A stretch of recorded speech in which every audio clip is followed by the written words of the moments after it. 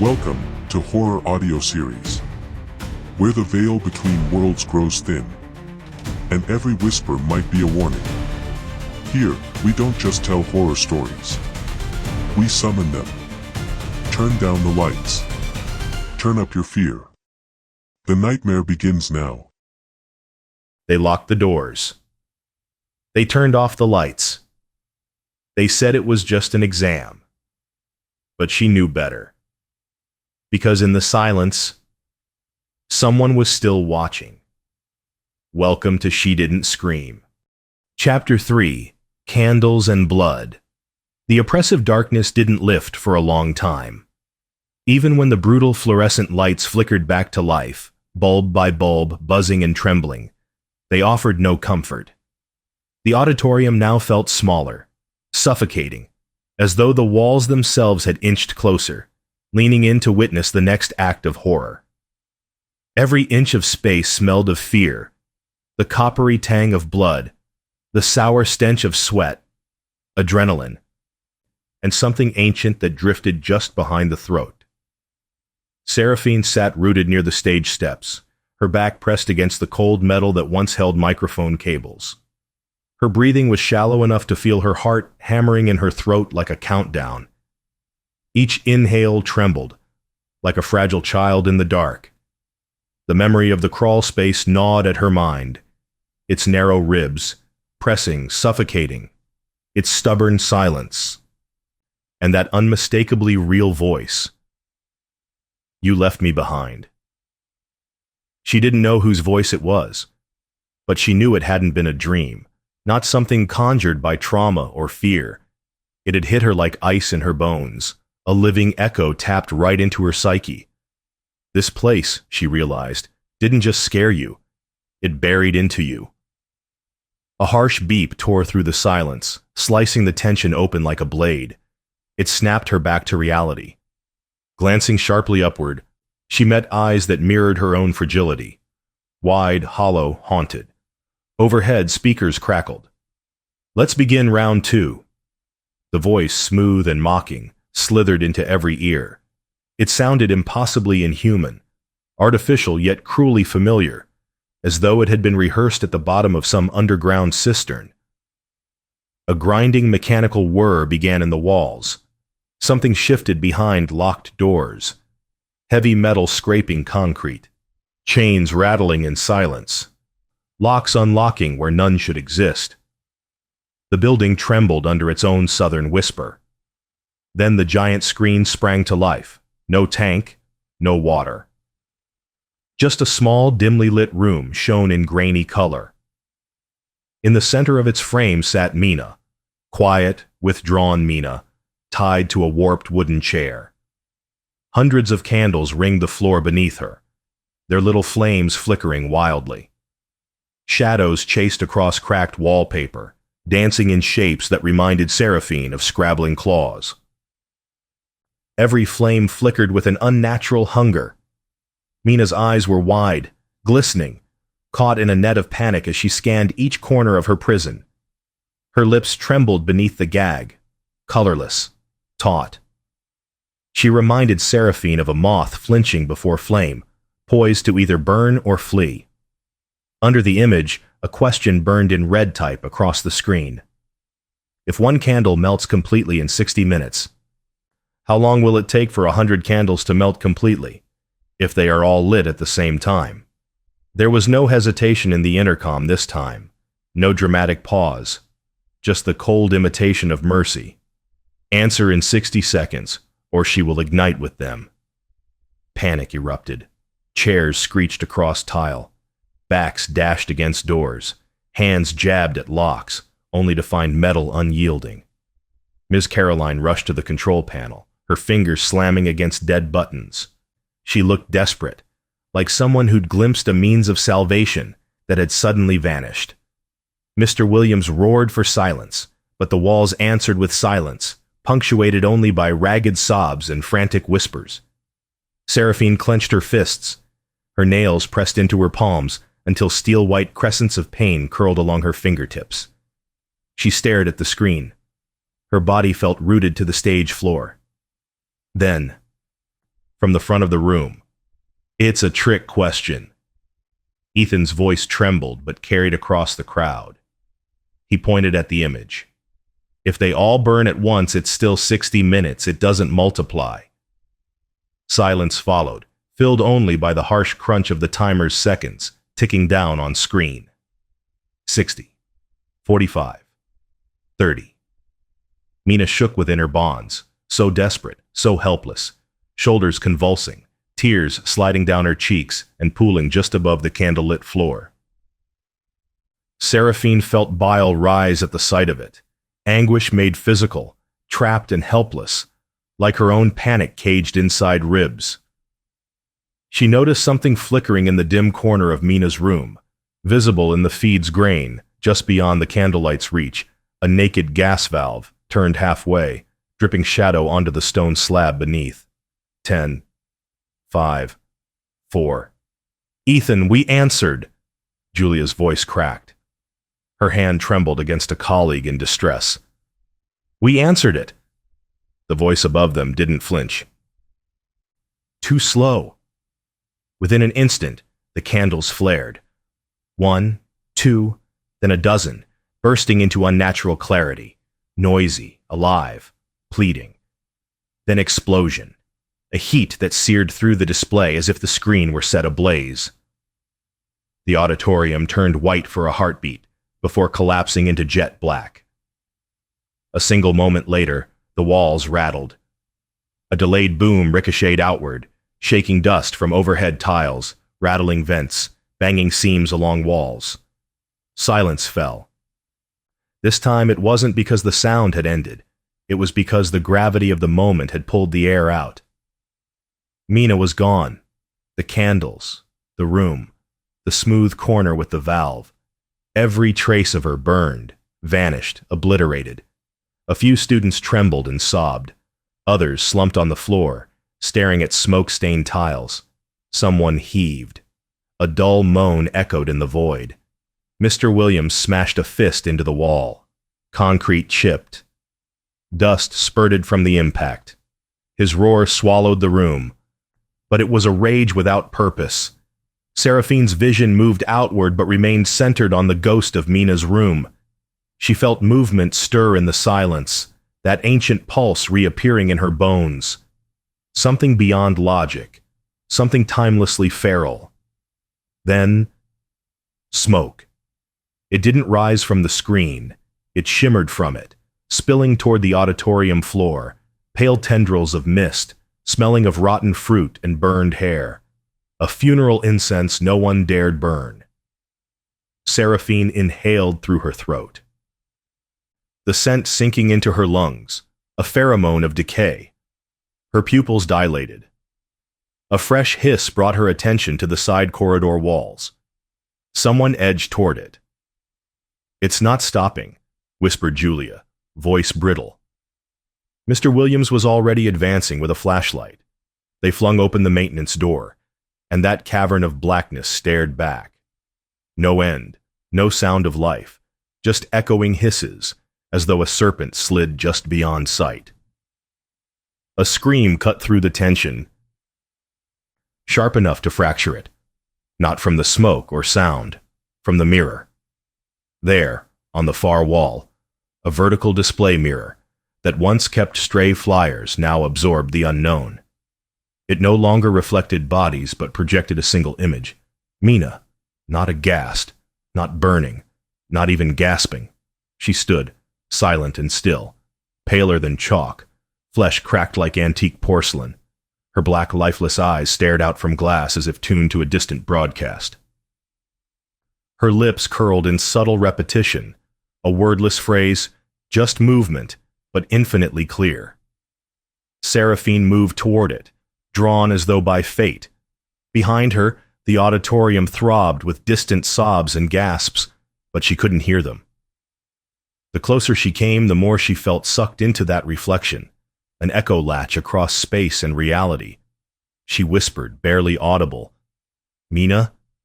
Each step created shards. The mirror trembled, then shatter, not inward. Out. Glass sprayed across the polished floor. Jagged ribbons of reflection flew like silver shrapnel. Ms. Caroline shrieked and shielded her face. A shard found her cheek, crimson bloom beneath clean skin. Chaos reignited. "It wasn't real!" someone yelled. "She's not dead!" Another screamed, "It's cursed! It's a trap!" Seraphine dropped to her knees among broken glass, staring into dozens of her own distorted reflections, each small shard showing a twisted mouth, screaming in miniature. Behind them flickered impossible shadows. A whisper slipped into her consciousness. "There will be more." She paused, heartbeat hollow between her ribs. Suddenly, a metallic clang overhead. All heads shot upward as a heavy metal cage, corroded and empty, descended on chains from the ceiling grid. Below, the floor beneath it was stained. Darkened wood cracked and dried, residue from roomings unseen. The omnipresent voice returned, colder, measured. "This test doesn't end until the guilty are purged." A silence followed so thick that you could see it in the dust motes drifting in the stale light. Then, accusations began, warm and jagged. Students spun toward one another, eyes wide with raw accusation. Ethan cowered. Henry flicked glances at Seraphine. Julia hunched and pressed her forehead to her knees. Trust rotted. The assignment shifted. It was no longer a trial of skill. It had become a crucible of blame. Night pressed its face against the windows. Darkness sucked the forest into the school's bones. The moon had abandoned them. Only dying fluorescent panels offered flickers of life, intermittently buzzing, flickering, brimming with static. Students sat in corners, bodies curled in protective shells, murmuring broken prayers to gods who'd never shone. Trust had been torn, safety had withered like flesh in flame. Seraphine had retreated to the nurse's office, a room long unlived in. Dust lay in thick layers over counters and boxes like fresh graves. A child's drawing, taped crookedly to a yellowed wall, showed happy stick figures under a smiling sun. But the crayons were faded, and the tape yellowed, innocence cut by time.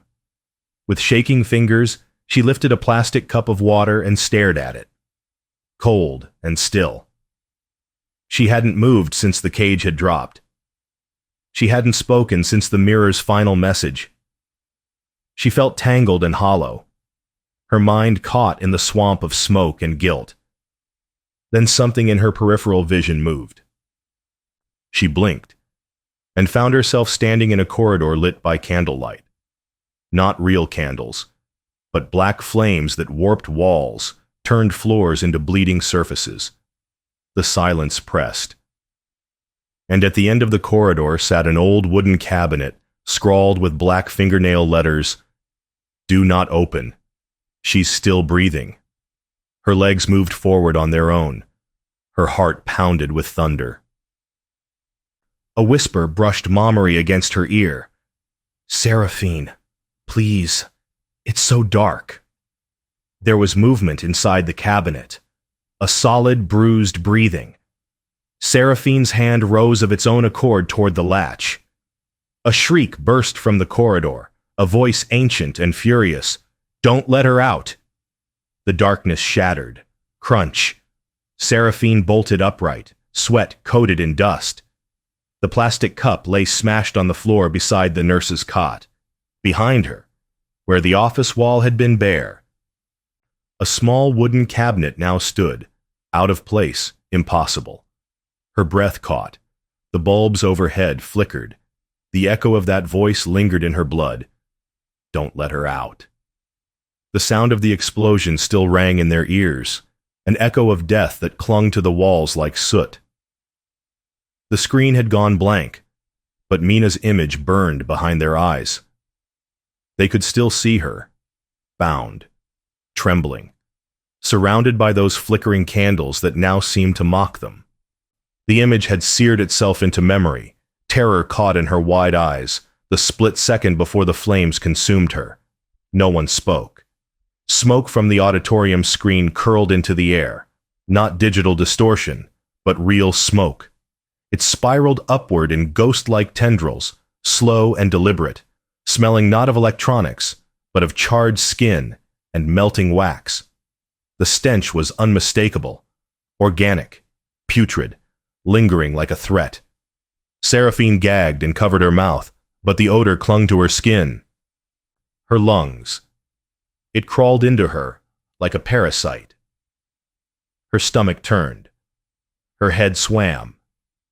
But still she couldn't look away from the empty black screen that had shown her classmate's execution.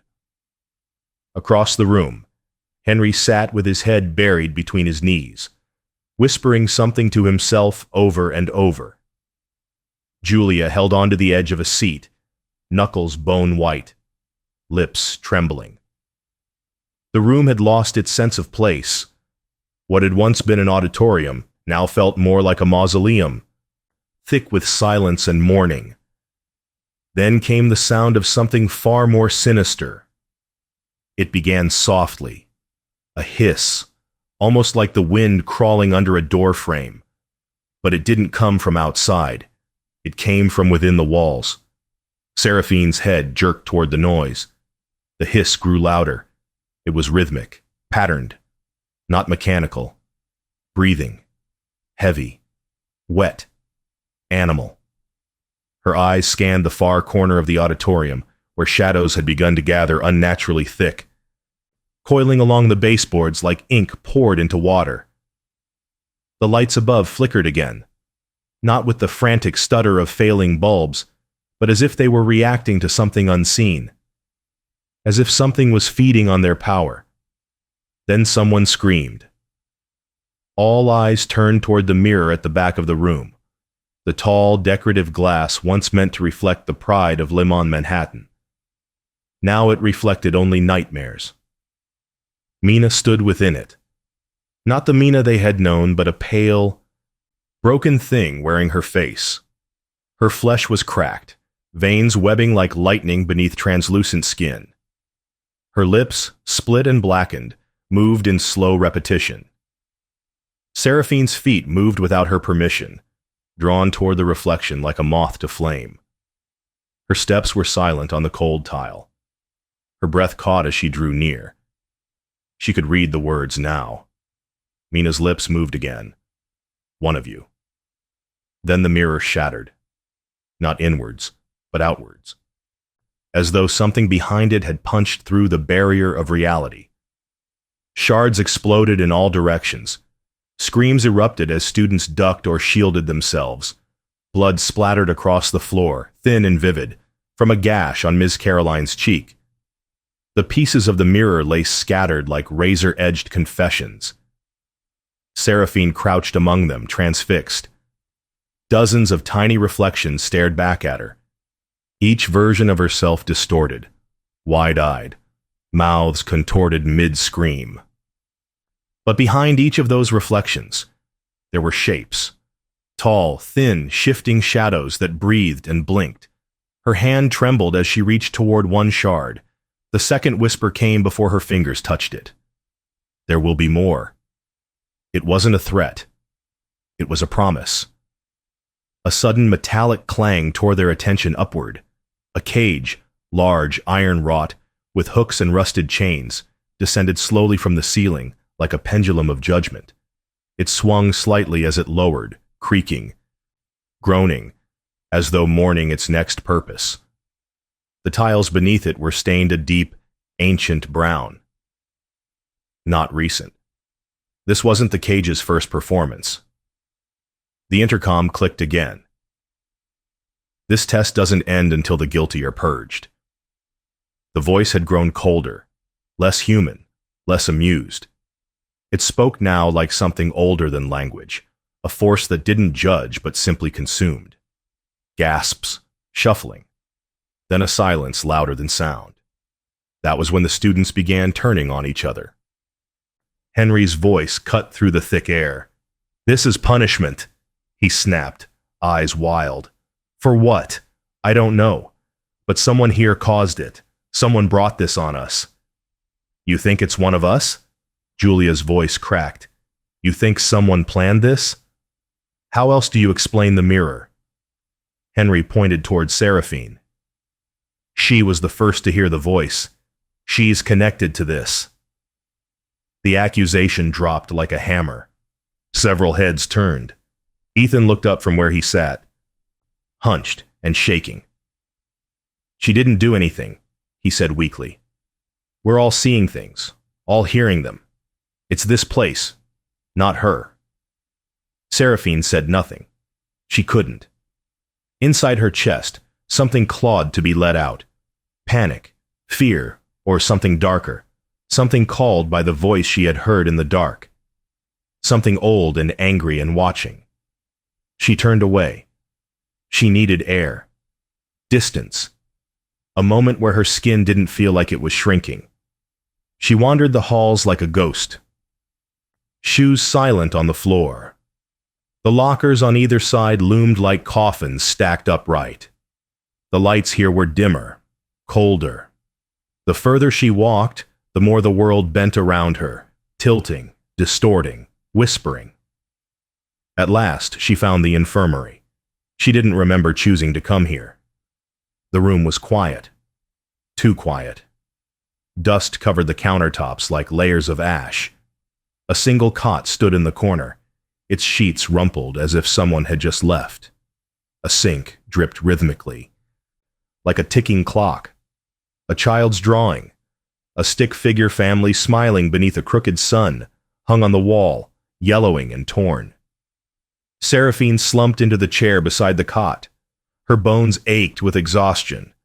Her hands trembled as she held the chipped ceramic cup of water she'd found near the sink. It tasted metallic. Old. She hadn't spoken in hours. She hadn't cried. She hadn't even screamed. Mina's eyes, the cracked mirror, the cage, they floated in her memory like corpses in a lake. And worse than all of it, louder than all of it, was the pull. She felt it now, more than ever. A hum beneath her ribs, a weight in her spine. Something ancient, calling her name in silence. She didn't remember closing her eyes. But suddenly she was no longer in the infirmary. The walls had changed, and the candles had returned. Seraphine stood in a corridor unlike any she had ever seen in the school. Everything was wrong. The walls were warped and breathing, their surface pulsing like flesh stretched over bone. The flickering candlelight that illuminated the hallway wasn't natural. It was black, oily, the flames licking upward without warmth, casting shadows that twitched when no one moved.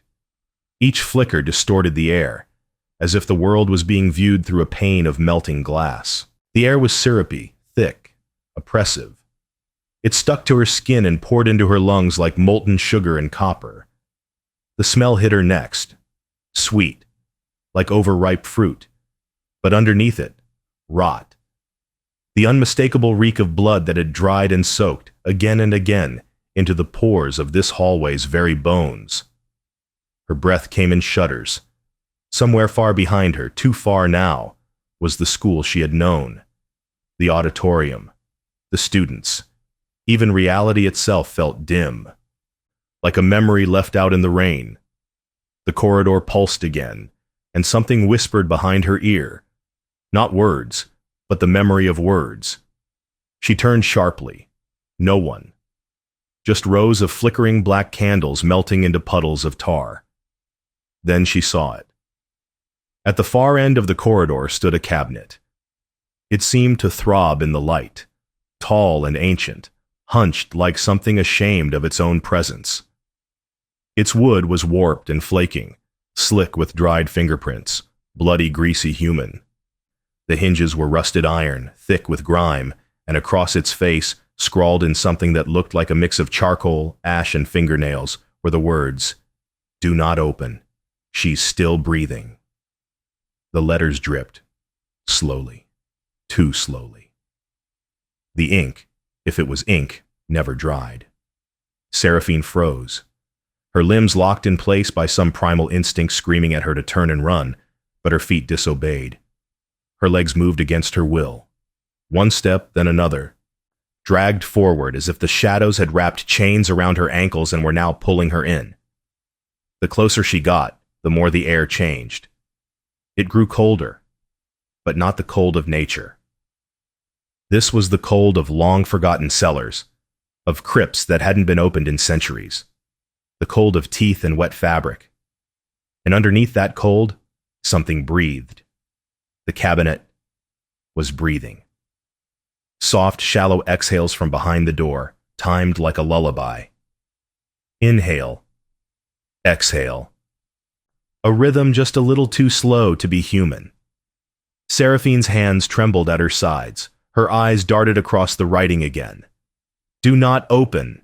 She's still breathing. A lie, a warning, or a promise. Her fingers began to lift, reaching for the latch. Then came the voice. Not the same as before.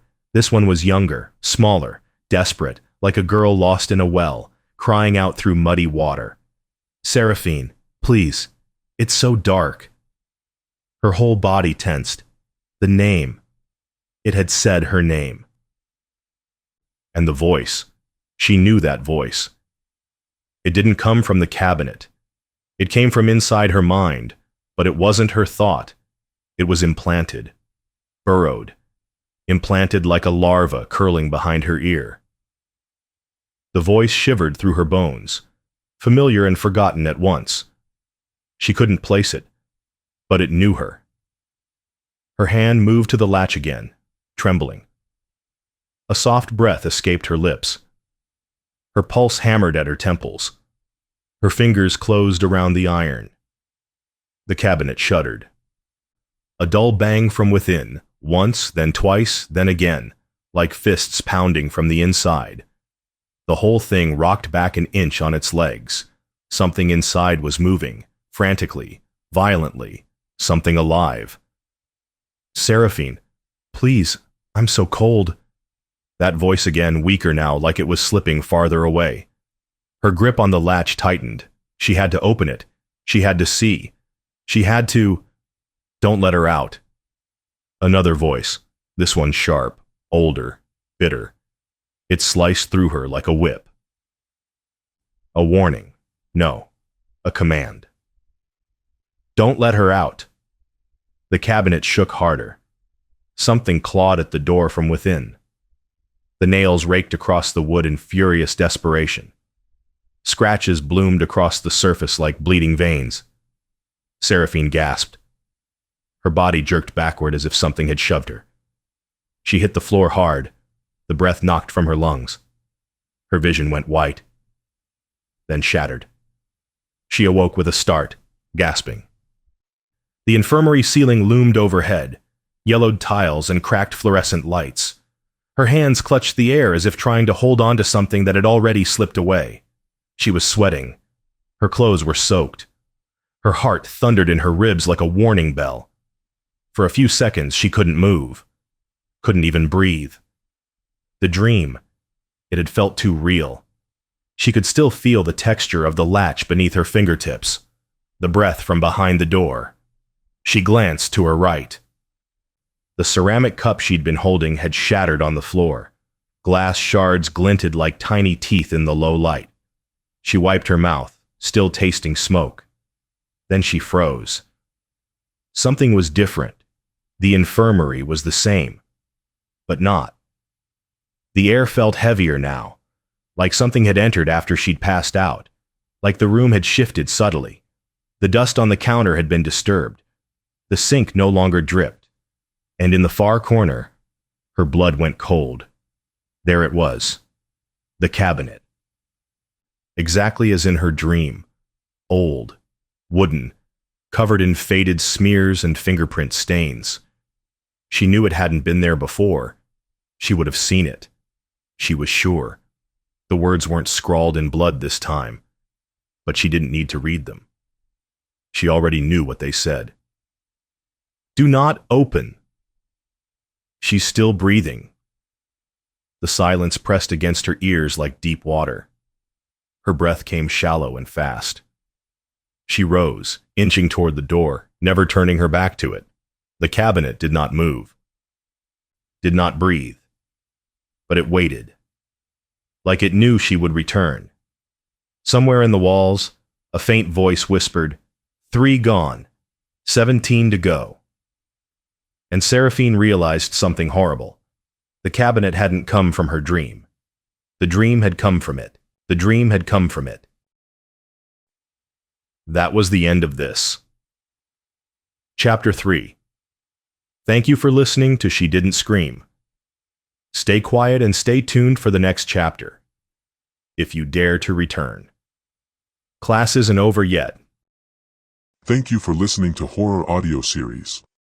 If the silence feels heavier tonight, if the darkness lingers longer than usual, you've already opened the door, and something may have followed you through. Don't forget to subscribe, because next time, it might be your story we tell. Sleep, if you can.